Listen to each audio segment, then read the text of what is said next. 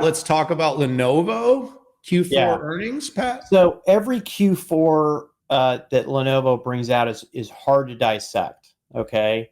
And when I ask the company, why they focus on the full year versus the quarter, I like their explanation, which is, our investors want to see the long term, which which I totally get. But I think it's very important that we hit the quarter, right? But I mean, probably 98% of the presentation and the release were about the year. So overall for the quarter is exactly what you would expect from a company that's 57% PC revenue in a really troubled PC market where all elements of the value chain are pulling back. You've got soft demand. You have them needing to decrease their finished goods inventory, WIP inventory, and everything in between. But I do think it's important to go peel the onion back. Overall, the revenue was down 24%, which would make sense given that the PC group is down 33%. EPS was down big time, 73%. But again, let me drill down. We had a chance to talk to Ken Wong, who runs SSG, and his team. They graciously brief us strategically on what's happening there. And they were up 18%.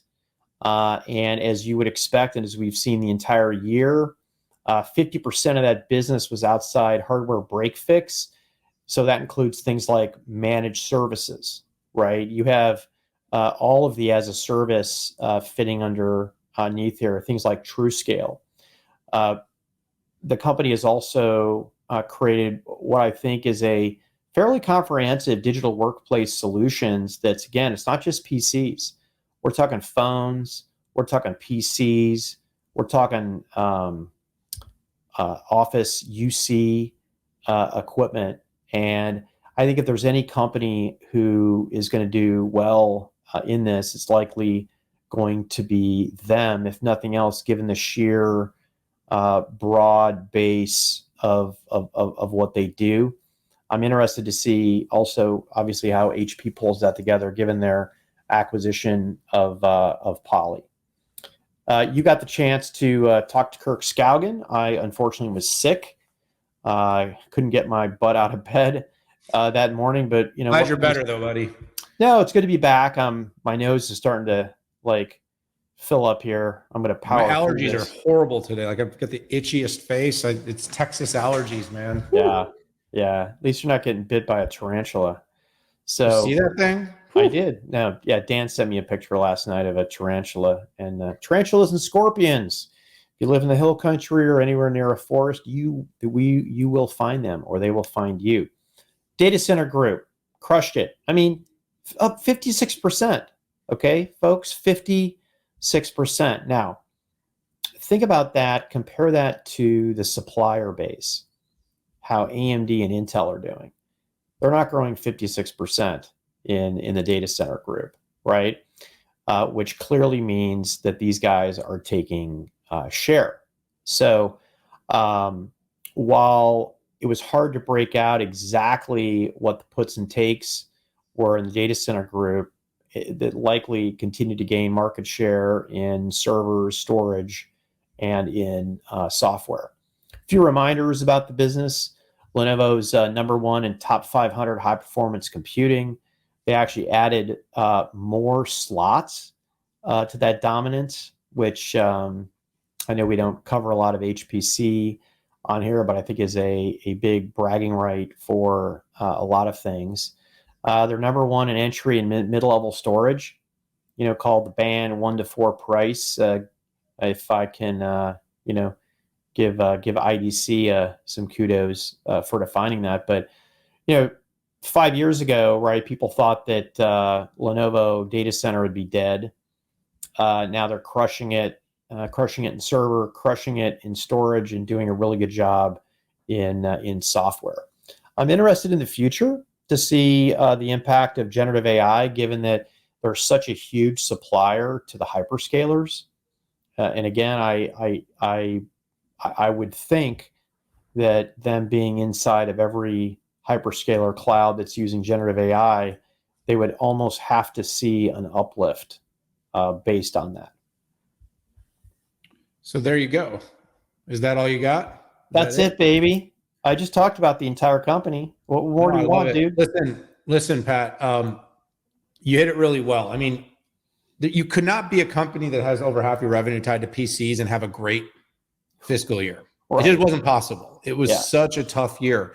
But this is really a company that in the future here, especially if this AI at the edge and on-device thing takes off, will be a massive beneficiary. The company is progressing in its categories, its service categories under Ken Wong, its infrastructure categories under Kirk Skaugen, and then of course PC is cyclical.